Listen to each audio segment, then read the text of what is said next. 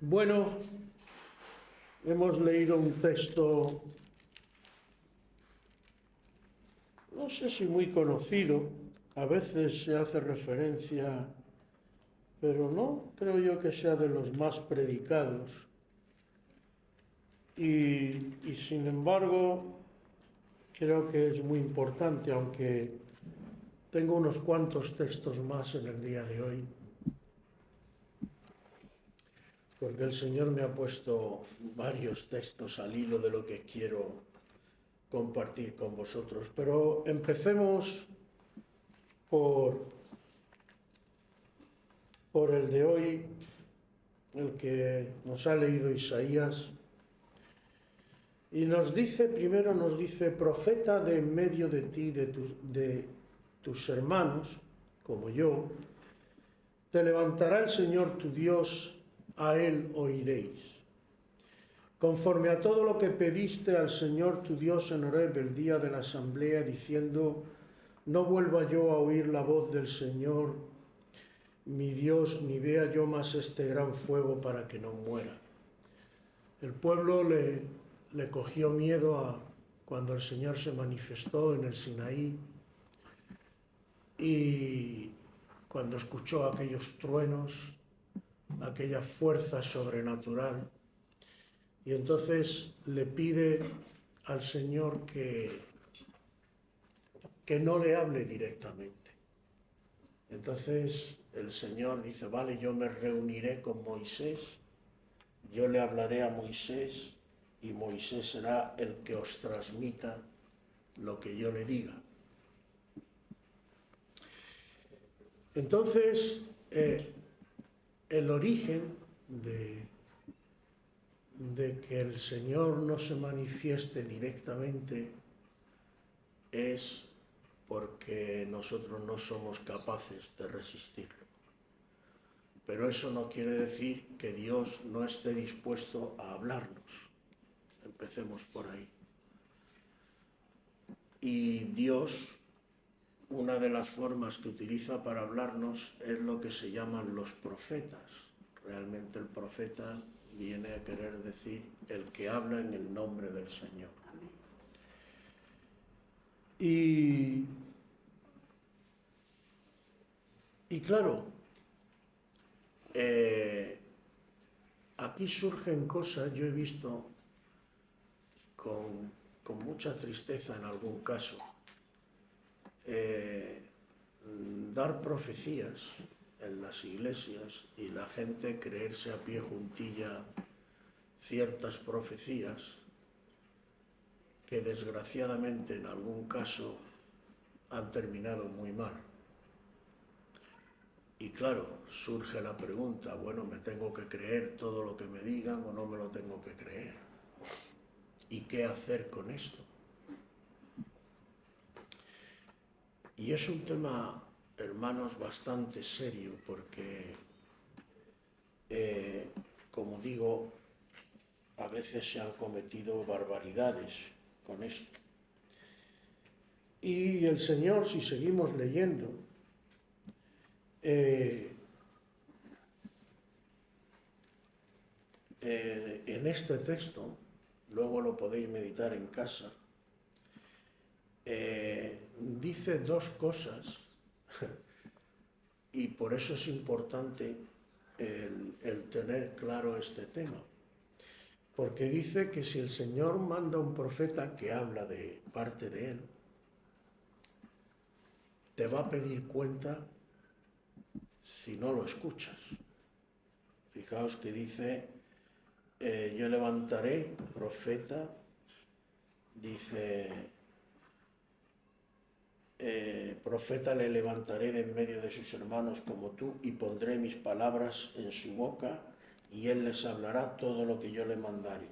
Mas a cualquiera que no oyere mis palabras que él hablare en mi nombre, yo le pediré cuenta. Entonces, cuando un profeta habla de parte de Dios, pues tienes que hacerle caso, pero claro, ¿qué profeta? Y entonces el 20 dice, el profeta que tuviere la presunción de hablar palabra en mi nombre, a quien yo no le haya mandado hablar, o que hablare en nombre de dioses ajenos, el tal profeta morirá. Y si dijeres en tu corazón, ¿cómo conoceremos la palabra que el Señor no ha hablado? Es decir, ¿cómo puedo saber que este profeta es o no es de Dios? Entonces, el Señor dice, versículo 22, si el profeta hablare en nombre del Señor y no se cumpliere lo que dijo, ni aconteciere, es palabra que el Señor no ha hablado. Con presunción la habló el tal profeta, no tengas temor de él. Es decir, el Señor le dice que una condición esencial que se tiene que dar es que un verdadero profeta de Dios lo que dice se cumple. Y si no se cumple es que ese profeta no es de Dios. Pero claro, puede ocurrir que un profeta diga algo que se cumpla y no sea de Dios. Buena pregunta, ¿no?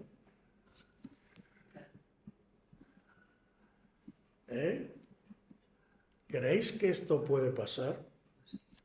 Bueno, vamos a leer otro texto en la palabra del Señor, que está también en Deuteronomio capítulo 13.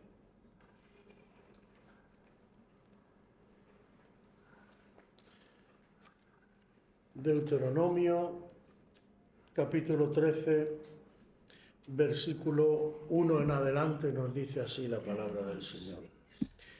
Cuando se levantare en medio de ti profeta o soñador de sueños y te anunciare señal o prodigios, y si se cumpliere la señal o prodigio que él te anunció diciendo, vamos en pos de dioses ajenos que no conociste y sirvámosle, no darás oído a las palabras del tal profeta. Si se cumple la señal del profeta, pero el mensaje que te transmite el profeta es que vayas detrás de otro Dios, o podríamos decir hablando en claro, que vaya en algo en contra de lo que tu Dios dice. Dice, no darás oído.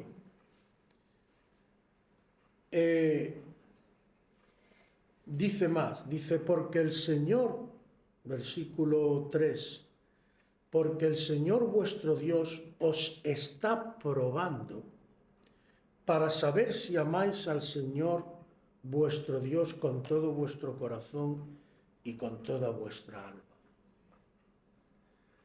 Es decir, que hay casos en los que Dios puede permitir que una señal de un supuesto profeta se cumpla. Y el motivo, te lo dice el Señor, es que Dios te está probando. Entonces, aquí tenemos ya dos cosas importantes que yo creo que tenemos que tener en cuenta.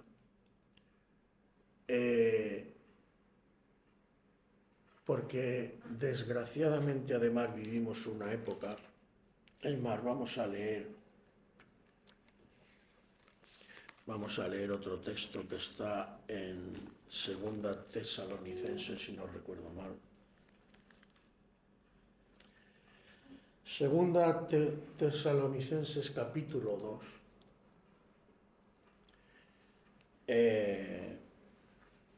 Vamos a leer un buen un buen párrafo porque creo que nos conviene un poco del contexto, para que veáis lo importante que puede ser esto. Dice el versículo 7 del capítulo 2 de la segunda epístola del apóstol Pablo a los tesalonicenses.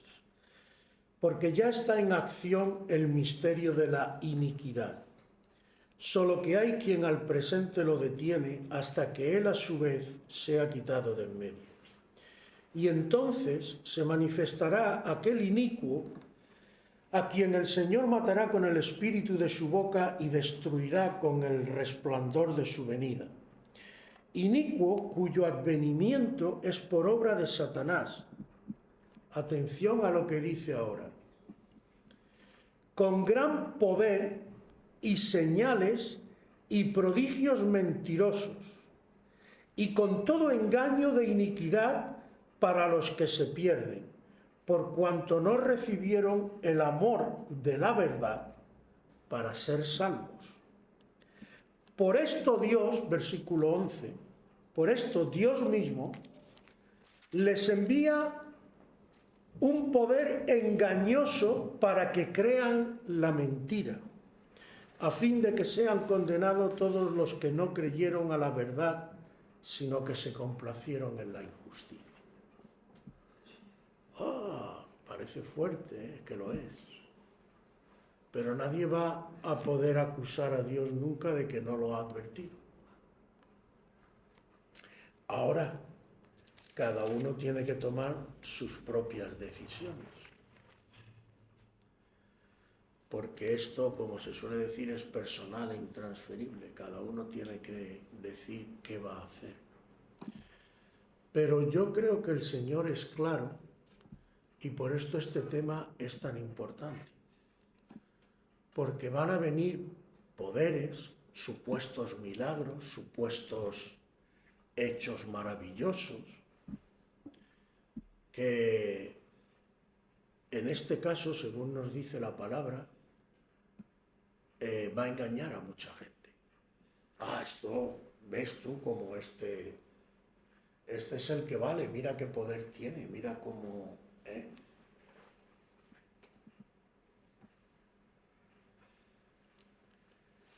Es curioso cómo es la condición del ser humano. Y por eso que verdad es lo que dice la palabra, que solo la palabra, que es la espada, separa el alma del espíritu y las coyunturas de los tuétanos.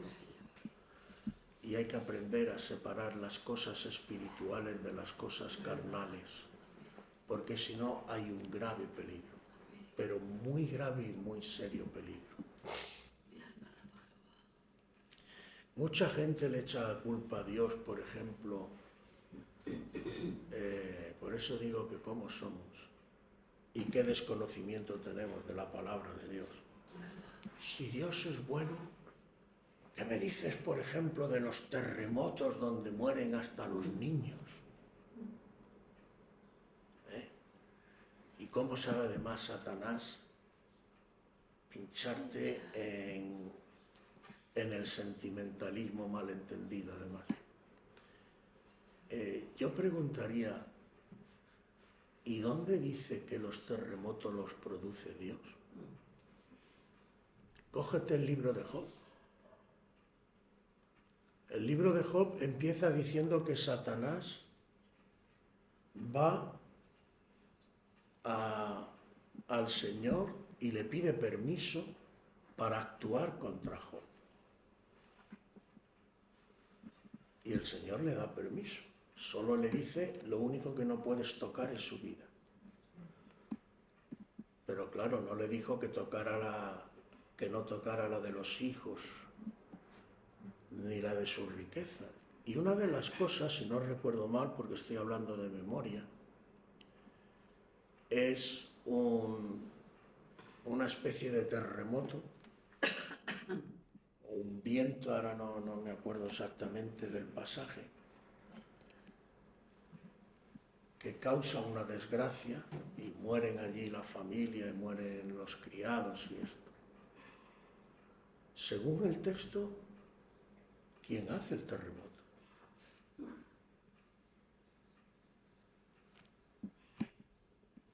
no es Dios. ¿Dios puede utilizar alguna catástrofe natural para hacer juicio? Sí. Pero en la Biblia no está escrito que todas las catástrofes naturales las provoca el Señor. Empezando por ahí. Pero es que además esto concuerda con el Génesis, donde nos dice que cuál es la maldición y el juicio que el Señor hace sobre Adán. Ganarás el pan con el sudor de tu frente, pero le dice una coletilla. Trabajarás, pero la tierra no te devolverá. Es decir, la consecuencia de tu pecado, entre otras cosas, es que se va a producir una brecha entre la naturaleza y tú. Tú ya no podrás dominar la naturaleza. Ahora el que trabaja ahí es el otro, al que tú le has dado el poder que yo te di a ti con tu pecado. Por eso Satanás, ya no, porque ya lo ha destronado Cristo, amén, pero en aquella época era el príncipe de este mundo. Porque con el pecado de Adán, Adán se lo entregó a Satanás. Por eso antes el hombre se entendía incluso con los animales y los animales le obedecían, que es lo que en Isaías nos dice que se va a volver a restaurar, que un niño podrá meter la mano en la boca de donde está la víbora y no resultará herido porque será restaurado. Al principio fue así, ahora no. ¿Por qué? Porque ahora la naturaleza la manipula el enemigo. Y hasta que eso no vuelva a ser restaurado, como dicen Romanos, la creación gime y aún está con dolores de parto hasta que se manifiesten los hijos de Dios. Entonces, empecemos por ahí. Si no conocemos la palabra, pues muchas de las cosas las ignoramos y no sabemos realmente por qué pasa, y el mundo pues le echa la culpa a Dios en su ignorancia. Sí, señor. Pero lo que digo, Satanás tiene un cierto poder, no es el poder de Dios, pero tiene un cierto poder y puede engañar a mucha gente. Y aquí está anunciado que lo va a hacer. Pero ¿quién puede ser el que se libre de caer en la trampa de Satanás? No sé si a ti te interesa, pero como pueblo de Dios, ¿no te parece que es interesante saber qué tengo que hacer para no caer en la trampa del enemigo? ¿Verdad que es una pregunta interesante? Pues yo empezaría por decir, hermanos, que tenemos ejemplos en la palabra de Dios. Por ejemplo, ¿os acordáis cuando el niño Jesús es presentado en el templo y hay un tal Simeón que da una profecía sobre el niño? ¿Y qué nos dice el texto sobre la actitud de María y de José? Nos dice que ellos, oyendo las palabras de Simeón, guardaban estas cosas en sus corazones. Entonces, cuando tú escuches a alguien decir, porque el Señor dice esto, el Señor dice aquello, lo que un cristiano tiene que hacer es coger esa palabra y ponerla ahí en reserva. Primero, a ver si se cumple realmente lo que tú has dicho, porque si lo que tú has dicho es de Dios de verdad, se va a cumplir. Y si no se cumple, o lo que es peor, en muchos casos se cumple lo contrario de lo que tú has dicho, u otra cosa diferente, tú ya tienes claro que eso que te han dicho no es de Dios. Pero es tu responsabilidad el discernir. Y si notas que te falta discernimiento, pídeselo a Dios, que Dios te dará. El Señor dice, pedid y se os dará, buscad y hallaréis. Pero claro, hermano, tú tienes una responsabilidad. Yo no me canso de deciros, un día y otro también, que tú tienes la responsabilidad, después del culto, diga yo lo que diga, de coger aparte y meditar y ponerte con Dios y verificar qué puede ser verdad de lo que yo digo o no, porque yo me puedo equivocar como cualquier ser humano. Pero tú no puedes poner de excusa, es que lo ha dicho el pastor. ¿Y qué? El pastor está para hablar de parte de Dios, pero tú no tienes que dar por hecho que todo lo que el pastor dice es ley. Entonces, ¿qué tienes que hacer? Irte tú con Dios y verificar, y ponerte a orar y ponerte a meditar. Porque aquí hay dos, o mejor dicho, vamos a ver esto desde dos puntos de vista, que me interesa hoy verlo. Uno, el que estamos hablando, visto desde el punto de vista del que recibe la supuesta profecía.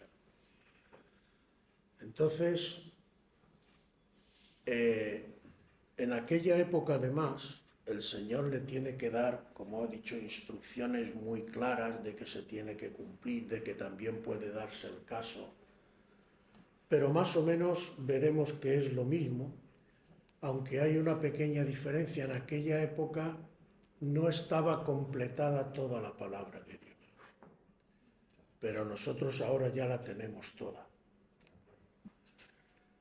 ¿Por qué digo esto? Porque en aquella época, sobre todo, que es lo que dice el texto de Deuteronomio, si tú ves que un profeta con buenas palabras te está diciendo, el Señor me ha dicho, pero en realidad lo que pretende es guiarte a un Dios distinto a mí, tú de entrada ya tienes que saber que aunque se cumpla lo que dice y todo lo que tú quieras, te está intentando apartar de mí. Te está intentando seducir con un engaño para que tú vayas en pos de otro Dios. Eso ni puñetero caso le tienes que hacer. Pero hoy, simplemente, aunque el mandamiento viene a ser el mismo, hoy podemos hacer un matiz. Y es que si un profeta te dice una profecía y lo que te está diciendo va en contra de lo que la palabra de Dios dice, ¿qué tiene que prevalecer?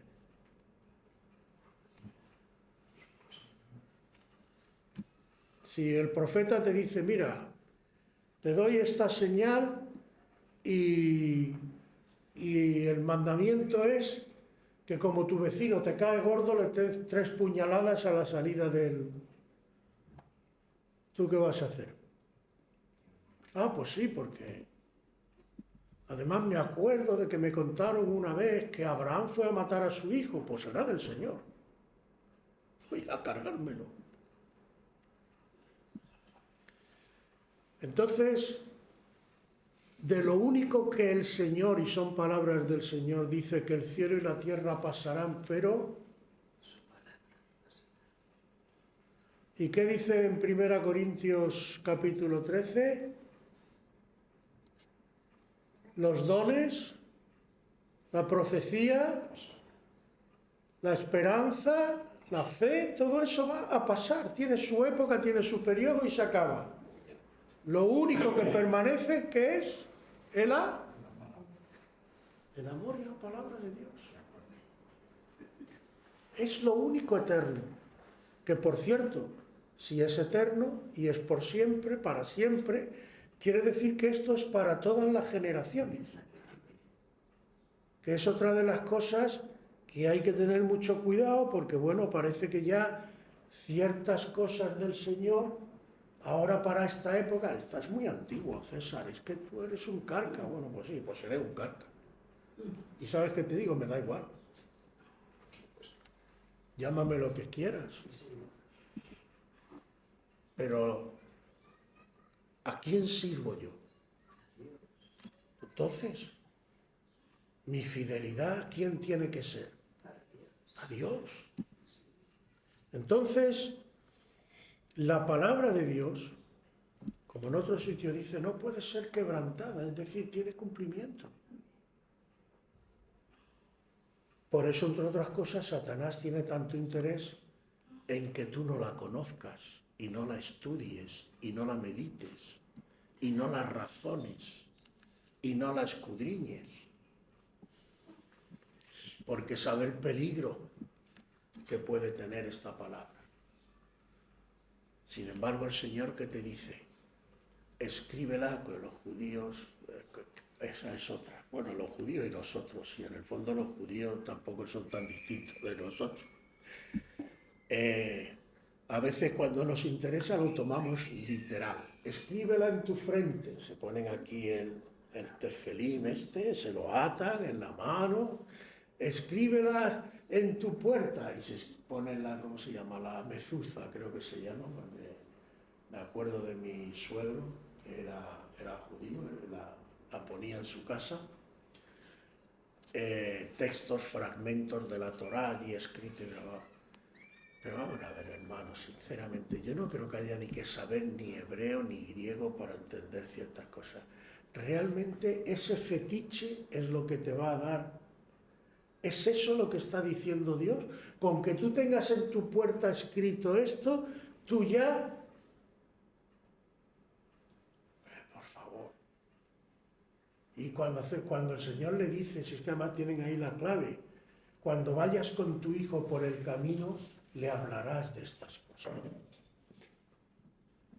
No se puede entender que lo que el Señor está diciendo es, al entrar, al salir, al caminar, estés en la situación que esté, estudia la palabra, enséñala, transmítela a tus hijos.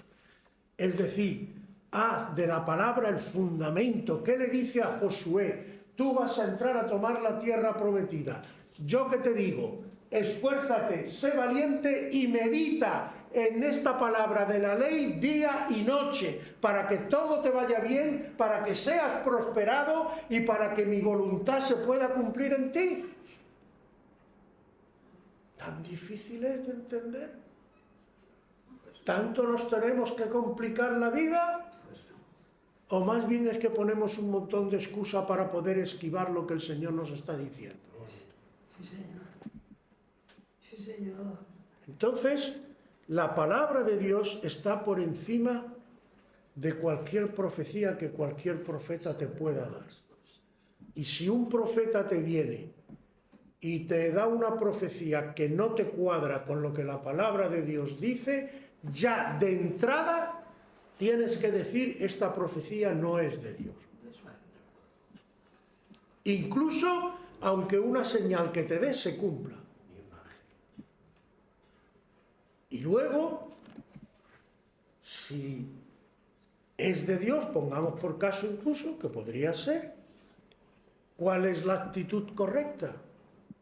Pues la de María y José. Guárdalo y espera.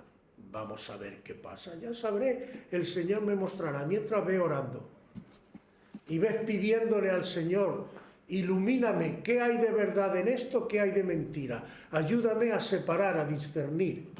Y el Señor lo va a hacer. Entonces, hermanos, ojito con todas estas cosas. No cojáis, porque así surgen muchas sectas, hermanos.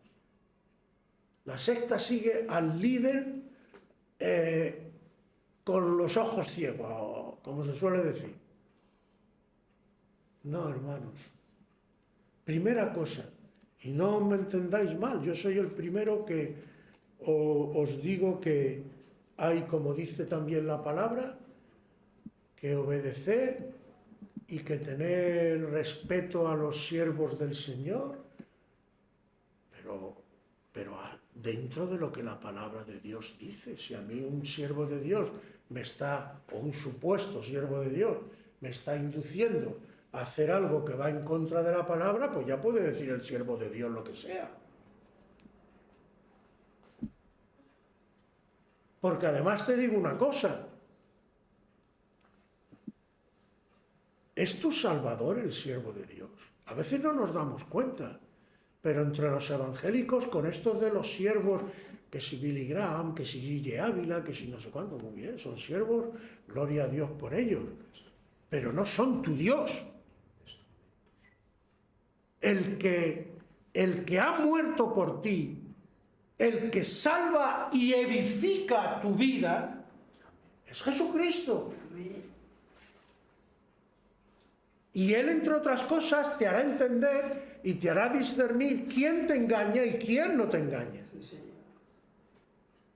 Entonces, este tema es un tema serio. Y como hemos leído en Tesalonicense, es que Dios va a permitir, además, hay otro texto por aquí, no sé dónde, aquí creo que era en Ezequiel, no, Ezequiel era. Sí, creo que era en Ezequiel o en Jeremías, ahora no me acuerdo, espérate, a ver si lo encuentro. Dice,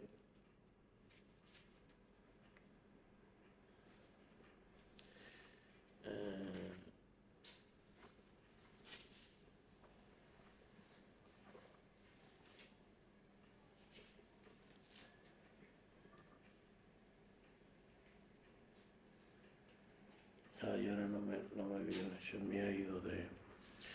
Bueno, es que hay un texto en Ezequiel, no, creo que era el 14, aquí es. 14, dice...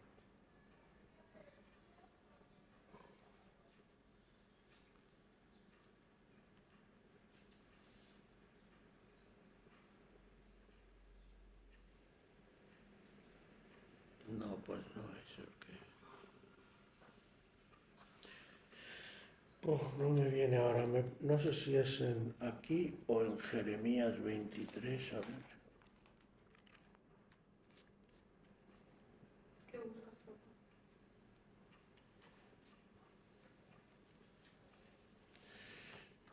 No lo encuentro. Es que hay un texto muy significativo donde dice, creo que era en Ezequiel 14, pero no me acuerdo, donde dice que el mismo Señor, y ahora quizás entramos en la parte de los profetas, iba a engañar al profeta que no es verdadero profeta, para que todavía se líe más. Y lo dice así, dice, yo engañé al tal profeta. Y está en un contexto donde el pueblo estaba desviado de la ley del Señor y practicando idolatría y practicando cosas. Es decir, el Señor va, y lo podéis coger a lo largo de toda la Biblia, el Señor suele tener un método para tratar con su pueblo. Primero te ha dado su palabra. Ezequiel 14:9, ¿lo lees tú? Y cuando el profeta fuere engañado y hablare palabra, yo el Señor engañé al tal profeta, y extenderé mi mano contra él y lo destruiré de en medio de mi pueblo Israel. Exacto. De acuerdo. Yo el Señor engañé al tal profeta. Yo mismo lo he engañado. ¿Y cómo puede ser esto? Y aquí entramos en lo bueno. Vamos allá a Jeremías. Jeremías 23. en el versículo, a ver. Desde el 18 hasta el 22. ¿Quién me lo lee? A ver, uno que lo tenga. Jeremías 23, 18 al 22, que está muy interesante. Porque ¿quién estuvo en el secreto del Señor y vio y oyó su palabra? ¿Quién estuvo atento a su palabra y la oyó? He aquí que la tempestad del Señor saldrá con furor, y la tempestad que está preparada caerá sobre la cabeza de los malos.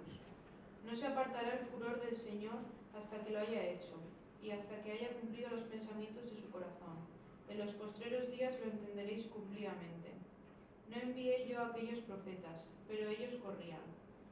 Yo no les hablé, mas ellos profetizaban. Pero si ellos hubieran estado en mi secreto, habrían hecho oír mis palabras a mi pueblo, y lo habrían hecho volver de su mal camino y de la maldad de sus obras. Aleluya. Qué bonito. Yo no envié esos profetas. ¿Y dónde está el problema de esos profetas? Si Dios te llama a un ministerio, aquí estamos hablando del, digamos en específico del profeta, pero yo lo haría extensivo a cualquier ministerio de Dios. ¿Cuál fue el problema de estos profetas a los que Dios castigó?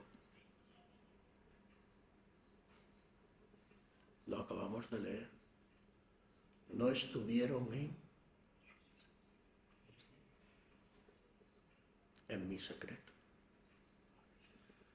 Hay un versículo, me parece que es de un salmo tremendo del rey David, que dice: tan torpe era yo que no entendía hasta que entré en el santuario y comprendí el fin de los malos.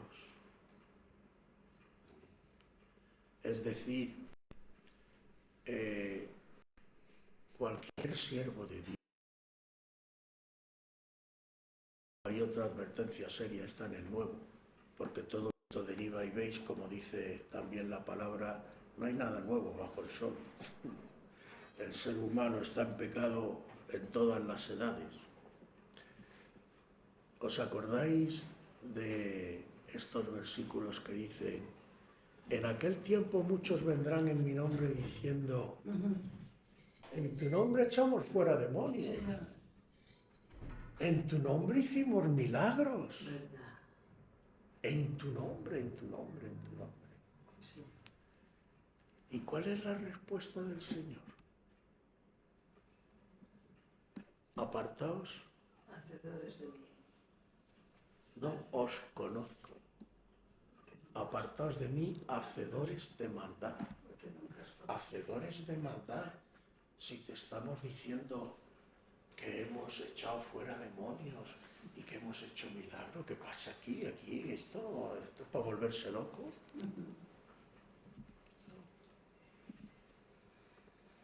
Porque vuelvo a decir, cuando desconocemos muchas cosas de la palabra de Dios, pues nos pensamos, alguno piensa que si un siervo de Dios está torcido, pues ya no van a poder pasar cosas. Pero yo tenía una pregunta. Si ahora mismo imaginaos que yo soy un siervo hecho polvo y que estoy todo el día, yo qué sé, me drogo y no sé cuándo más, y me entra una criatura que realmente tiene sed de Dios, Te contamina. y aunque yo esté totalmente contaminado, Dios en un momento dado, con una sola frase, no puede utilizarme para que se convierta esa criatura. ¿Dónde está escrito eso? No fue Anás, me parece, si no recuerdo mal, tú, José, que tienes mejor memoria que yo, el que dijo: vosotros no sabéis que os conviene que muera un solo hombre y no que perezca el pueblo. Y estaba profetizando en este caso lo que le iba a pasar. Eso está escrito en los evangelios. Dios no utilizó una mula para hablar a otro mulo, que era el que iba subido encima, para decirle que no podía maldecir lo que él había bendecido. No se puede utilizar como regla. Y Anás, menudo pájaro de cuenta era Anás. No dice el apóstol Pablo, yo sé que algunos predican a Cristo por contienda, por batalla, otros por humillarme, hablando claro, por ponerme más carga y más pesar. Pero a mí me da igual. Dios juzgará los motivos de cada uno.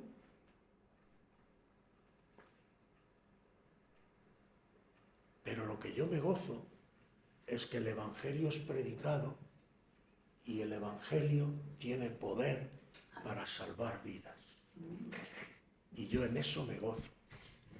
Lo que hagan los demás, cada uno dará cuenta a Dios. Por eso muchos están muy confundidos y piensan que yo he hecho cosas en el nombre del Señor y Dios no admite enchufes. A Dios no le puedes ir con una carta de recomendación y decirle, oye, que yo soy evangélico, o mejor dicho, hijo de evangélico de 4ª generación. Entonces me tienes que dejar entrar en el reino de los cielos con este pedigrí. ¿Pero qué hicieron Santiago y Juan con su madre cuando fueron al Señor y le dicen, que uno se ponga a tu derecha y que el otro se ponga a tu izquierda, que mis hijos son especiales, ¿no? ¿Y qué le dice el Señor? No tenéis ni idea de lo que pedís. Primero, ¿podéis ser bautizados con el bautismo con que yo soy bautizado? Sí, podemos. Pues mira, te voy a decir algo. El bautismo lo vas a tener. Vas a pasar lo que yo he pasado. Bueno, no tanto, pero la vas a pasar canuta, Juan y Santiago. Pero aún así, el sentaros a mi derecha y a mi izquierda no lo vais a tener porque eso lo da mi Padre Celestial. Con Dios no hay enchufes. Dios es un Dios justo. Y Dios además tiene un propósito. Y Dios a cada uno le va a dar lo que le corresponde. Así que, y si quieres prosperar en los caminos de Dios, pues también lo tiene fácil, no es tan complicado. El que quiera ser el mayor entre vosotros será. Pues ya sabes. Dedícate a servir a los demás. Serás grande y luego el puesto Dios te dirá. Pero las cosas van así en el reino de Dios. Ahora, un siervo de Dios, un profeta, y voy terminando porque no sé si me estoy alargando mucho hoy, visto desde el punto del profeta y del siervo, ¿qué tiene que hacer? ¿Qué es el secreto de Dios? ¿Qué nos revela el rey David cuando dice, tan torpe era yo que no entendía hasta que entré al santuario y recibí y entendí el fin de los malos? Los ministerios, hermanos, sea el que sea, incluso el ministerio de tu casa, por ejemplo, los hombres, que se supone que son la cabeza del hogar. ¿Cómo se lleva un ministerio de Dios? Algunos hombres se creen, incluso a veces dentro de las iglesias, que Dios te ha dado autoridad para maltratar a tu mujer o para que tú tienes que estar aquí y no mover el pescuezo. Pero me temo que no. ¿Quién es la cabeza de la iglesia? Cristo, ¿Cómo trata Cristo a su iglesia? con amor.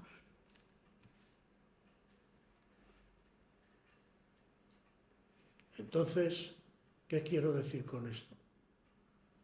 El ministerio se ejerce de rodillas. ¿Qué hacían, además, Porque esta es otra. La Iglesia, hasta que no retome esto, yo creo que la Iglesia no volverá a ser lo que fue y crecer. Tendrá que llegar un día que entrará, porque todo lo que Dios profetiza y está en su palabra se tiene que cumplir. Pero la Iglesia primitiva, ¿cómo resolvía los asuntos? ¿Cómo se van Pablo y Bernabé en el primer viaje al que Dios los envía? La palabra nos dice que estaban en Antioquía ministrando.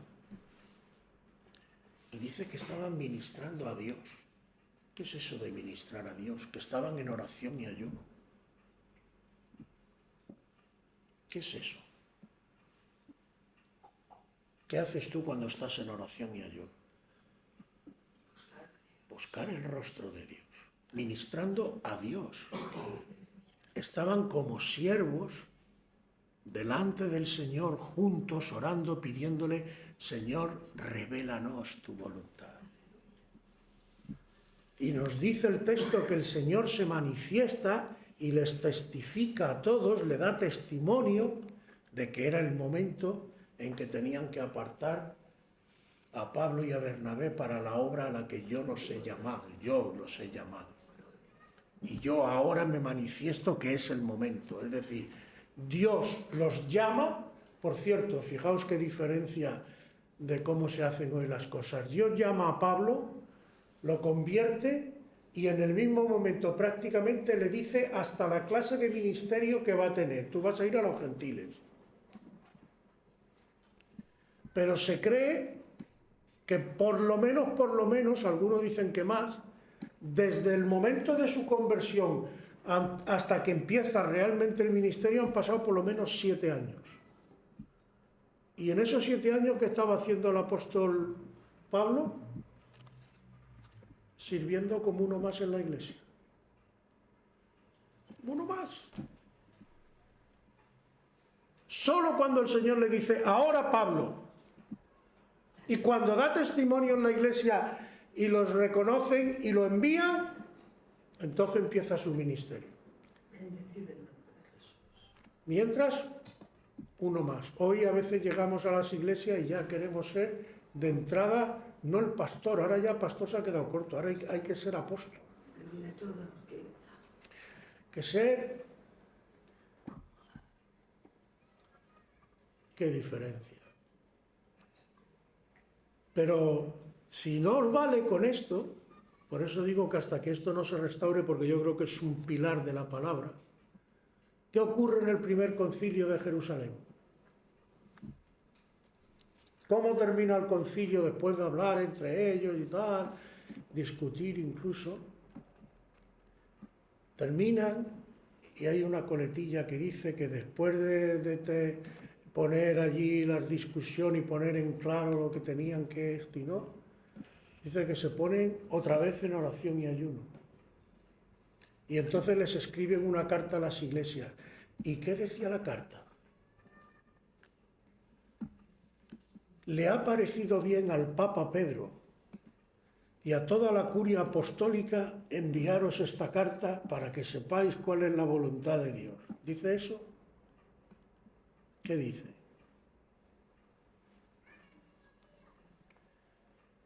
Le ha parecido bien al Espíritu Santo y a nosotros enviaros esto. Al Espíritu Santo y a nosotros. Es decir, ellos toman una decisión en base al testimonio del Espíritu Santo. Y si hoy en día los siervos de Dios se juntaran para ministrar al Señor, buscaran el testimonio de Dios, entráramos en el secreto de Dios, en lo individual y en lo colectivo, otro gallo, como dicen en mi tierra, nos cantaría. Porque no podemos colocar otra cabeza que no sea Cristo. Y ese es el problema, que el hombre a veces consciente, otras inconsciente, porque a veces no nos damos cuenta, pero le estamos quitando la gloria a Dios. Queremos ser nosotros los que organizamos, los que esto, los que lo otro.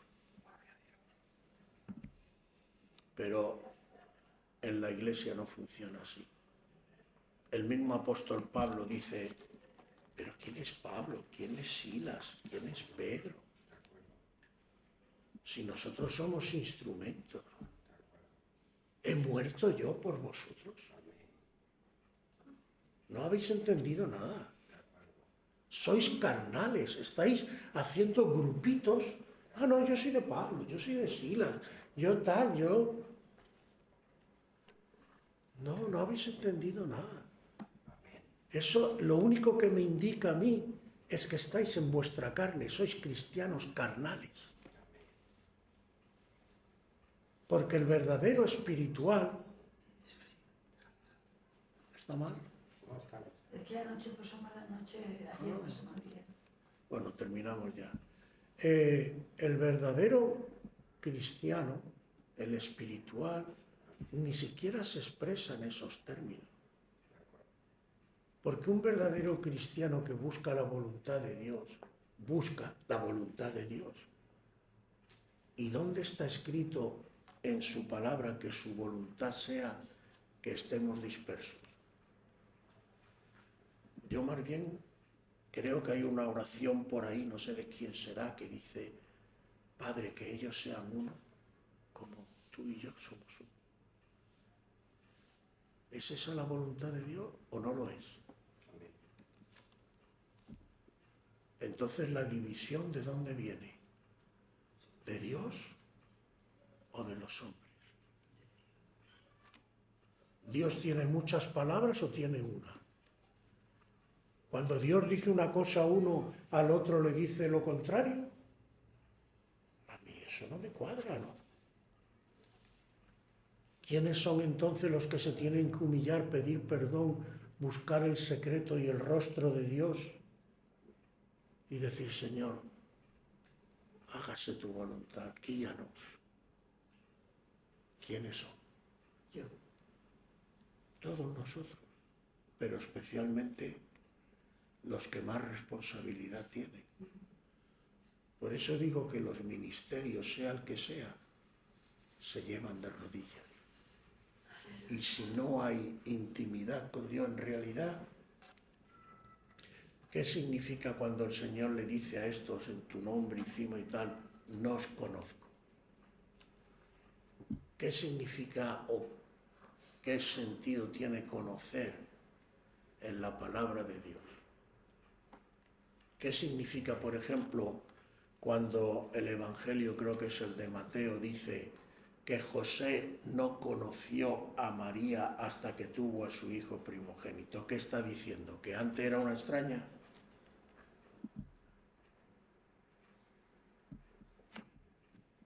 Yo creo que se entiende, ¿no? ¿O no se entiende? Lo que está diciendo es que José no tuvo intimidad, no tuvo relaciones con María hasta que no tuvo a su primer hijo. Y esto trasladado a lo de los ministerios, ¿qué te da a entender? No os conozco. No he tenido intimidad contigo, no sé de qué me hablas. Tú no has venido a mí en tu ministerio, a mi secreto, a mi intimidad, a mi santuario. No has venido a pedirme. Sí, Señor. Tú has hecho las cosas por tu cuenta. Sí, Señor. Cuando no, puede que en algún caso inspirado por el otro.